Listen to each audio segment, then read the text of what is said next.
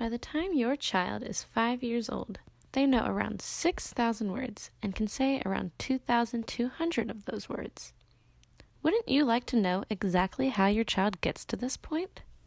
This video will serve as a guideline of childhood language development and the milestones along the way.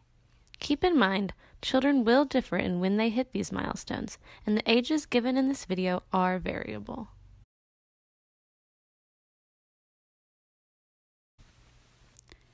Before we dive into the timeline of development, it is important to recognize the two sides of debate in how childhood language develops. This debate can be divided into nature versus nurture, which is basically biology versus environment. On the nature side of the language debate is the nativist view. Nativists believe that the capacity to learn language is something you are biologically born with, just like the ability to walk. They believe children acquire language easily.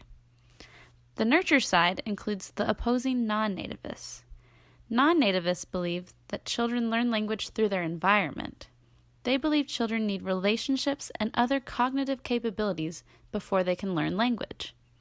This is still an ongoing debate, and many researchers find themselves falling somewhere in the middle of these two categories. Still, this debate really plays a role in how child language development is viewed.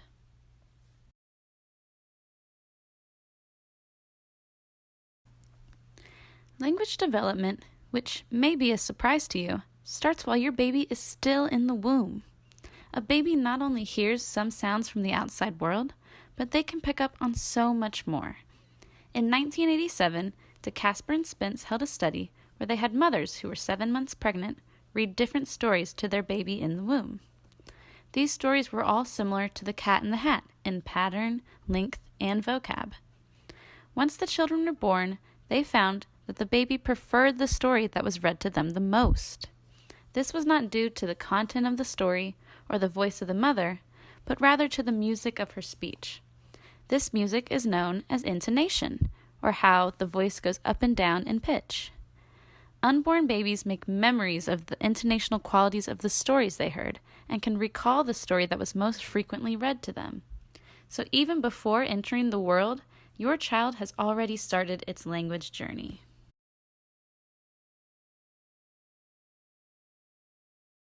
As soon as your baby is born, they begin to convey their basic needs to you. Their main communicative tool is crying, in which they tell you they need sleep, food, or a diaper change, and this can be a tricky thing to interpret. However, these babies may already know more about language than you realized. Have you ever wondered how babies seem to pick up which language is theirs, whether it be English or Spanish, with such ease? Well, it has been found that as newborns, children have the ability to discriminate between their native language and other non-native languages. Even though they are specialized towards their native language, infants are also born able to discriminate between speech sounds of other languages. A study found that 1-month-old infants from Kenya could detect sounds not utilized in their own language. The aspects of language that an infant has very early on can support the nature argument that language is innate. But as the child ages, there are many different factors that play into both sides of this argument.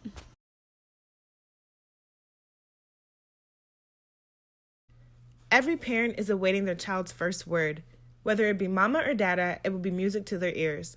But before they get to the point where they can say their first word, they are communicating, producing, and vocalizing, beginning with their first cry. From birth, your child is learning the basic concepts of communication.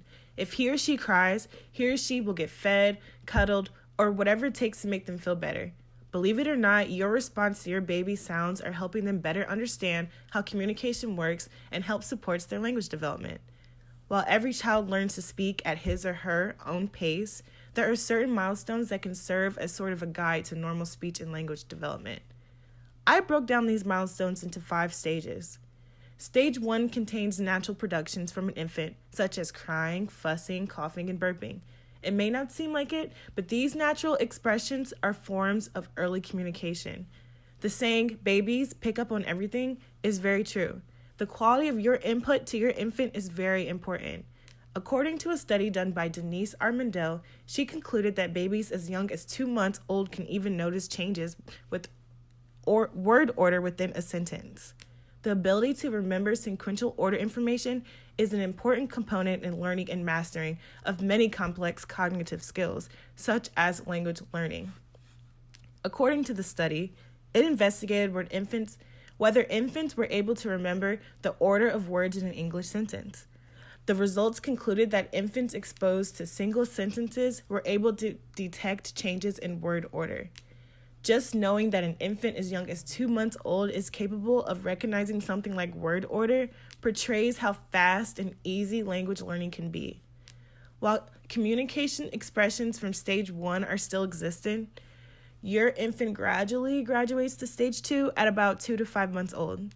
Stage 2 contains cooing and laughter from your infant. This communication signifies that your baby is happy or content. These expressions are made up of both the vowel and consonant sounds. After a while, your baby will start to string together those vowel and consonant sounds, which brings me to stage 3. Stage 3 is vocal play. This usually happens around 4 to 8 months old. Vocal play can be described as incorporated sounds as intonations of speech, such as vowels and consonants strung together to create syllables. Another important thing to note during this stage is that at about 6 months old, babies would rather prefer their native language over any other non-native language.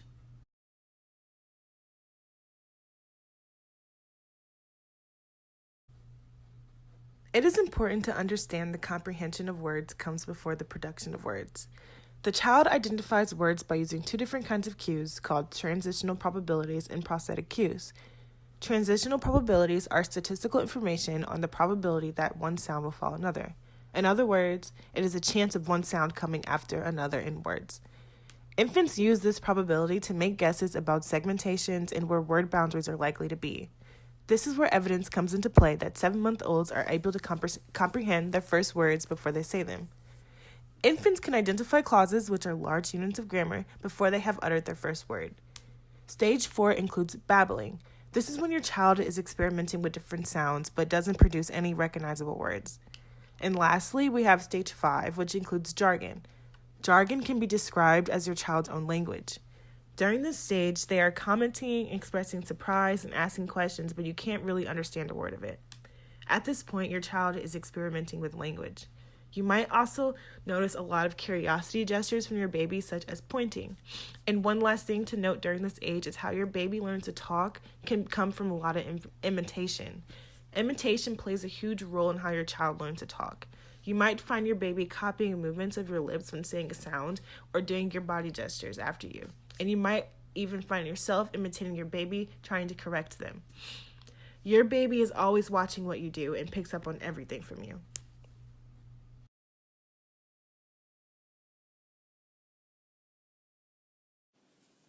Whoa, your baby is 1 year old. They have grown so much since they were born, and they will continue to grow. One of the big milestones is their first word. So your baby's first word will probably look something like mama or dada, because they have simple syllable structures. According to Ingram, 1990, these structures are singular or reduplicated syllables. At first, your baby will have a hard time producing sounds like spa or ska. However, as your child continues to use their speech organs, they will become more fluent. During this time in a child's life, they thrive on collaborative engagements. This consists of reading with your child, talking to them, or playing. A study was conducted with 2-year-olds learning new words. In the study, they found that children who were only exposed to new words via TV did not retain the words compared to children that had social interaction with an adult while watching TV. That is according to Lynn Barker, Walker, and Uchiskosi, 2005, as cited by Saxton in 2017.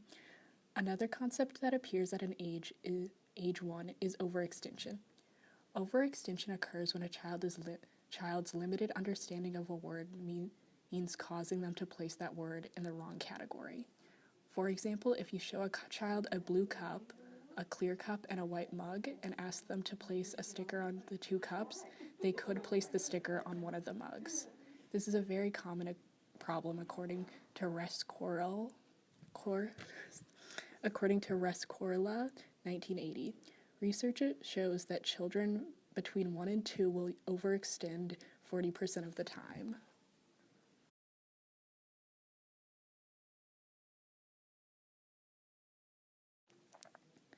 At 2 years old, your child can use language in a lot of interesting ways.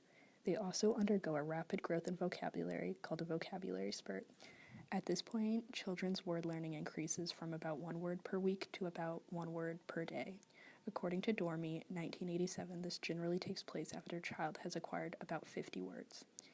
This vocabulary spurt also happens at the same time as new grammar abilities appear, according to Bates and Goodman. This growth is due to several factors, one being children's development in cognitive ability. At 2 years old, your child's memory and learning and naming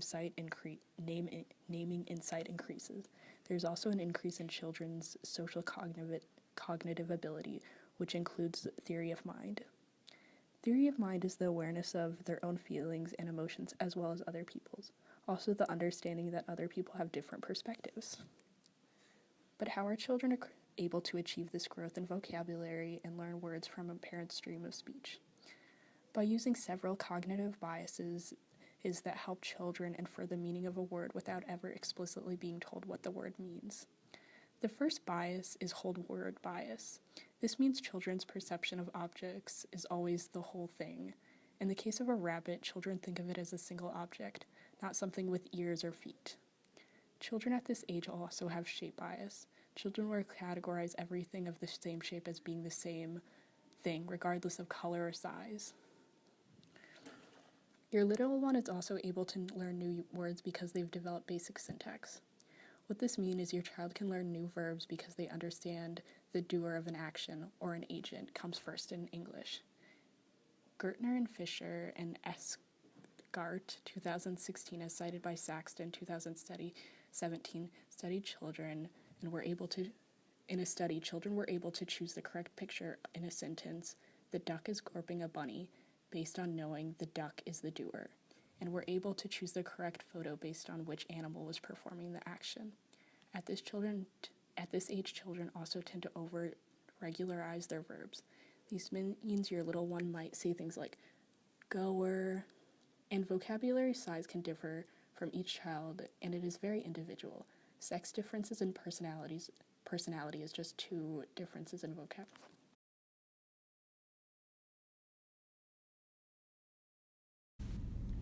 By age 3, children start to develop an understanding of complex compounds.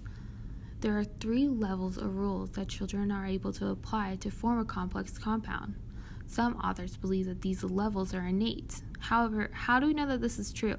Well, let's first look at the different levels. The first level is our base forms.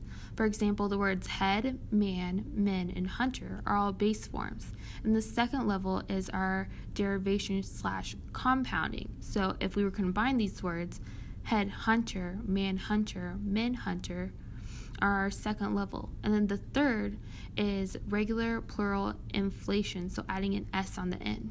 A study was conducted by Gorin in 1985 to see how children can apply the use of complex compounds. Children in the study were shown an image of Cookie Monster and asked, "What do you think Cookie Monster eats?" Then they had the option between a rat, 4 rats, a mouse, or 4 mice. Children were then asked, "What is someone who eats a rat called?" Or, "What is someone who eats mice called?" The children were able to complete the task with 90% accuracy without learning the use of complex compounds. Based off this information, Gordon believes that the level of concepts are innate. Another development that happens at age 3 is the production of new words. How do children know a word that they've never been exposed to? Carl and Bartel conducted a study with children between the ages of 3 to 4 to determine how children learn new words that they've never been exposed to. In the study, children were asked to pick up a chromium tray. The child had the option between a blue tray and a chromium tray. The children were able to correctly identify the chromium tray without being exposed to that word prior. This is also known as fast mapping. Since the children had previous knowledge of what a blue tray looked like, they were able to apply that knowledge and use process of elimination to determine what a chromium tray is.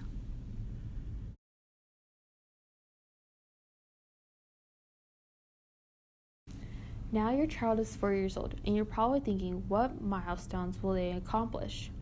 Well, by the age of 4, your child is able to use plural words. However, how do we know that this is true?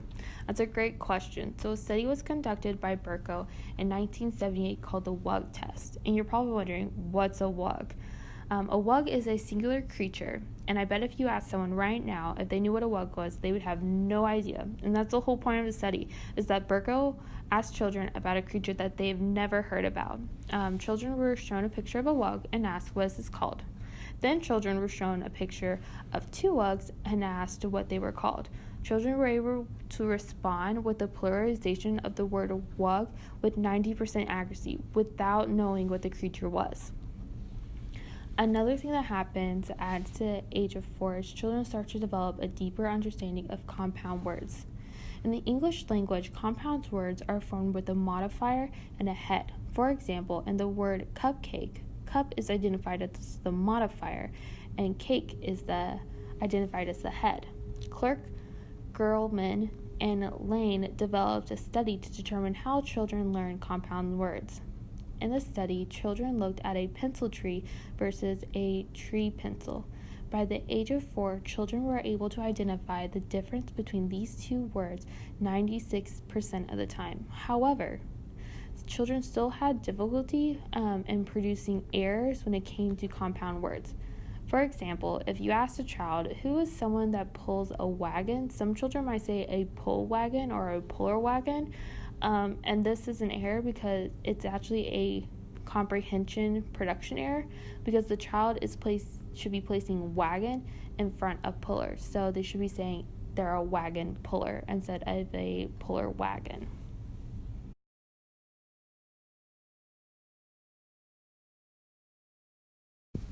How would you change this sentence, "This is a puppy," into a question? So what did you do? Did you move the verb in front of the sentence? So you changed the sentence to, "Is this a puppy?" This is called structure dependence. Structure dependence is a complex grammar structure which allows children to understand the grammatical sentences that they have never heard before. Children actually start developing this when they're around age 5, and it continues to go on throughout their childhood. When a child is also 5, they have over 6,000 words in their vocabulary. Children will continue to learn new words throughout their education. However, they've already completed that vocabulary spurt, so education is just allowing them to develop and mature their vocabulary. Children also start to produce more of an adult-like production or form to complex sentences and follow along with topics when their parents are actually communicating with them, which is really interesting to see how they've started off when they were younger and how their sentence structure starts to become more complex and they start adding more into their sentences and starts to flow more with language. In this video, we have touched on the important milestones that your child can achieve throughout their childhood. As we stated earlier, every child is different and they're going to hit these milestones at different times in their lives. However, if you notice that your child is missing many milestones or they're falling very far behind, you can seek out the support of a speech pathologist. A speech pathologist is someone who can help your child with articulation, with communication skills, with language development, and comprehension. Every child will again achieve their milestones at different times in their lives, and every child will face different struggles. So just take this time to have fun, enjoy growing and exploring these milestones with your child.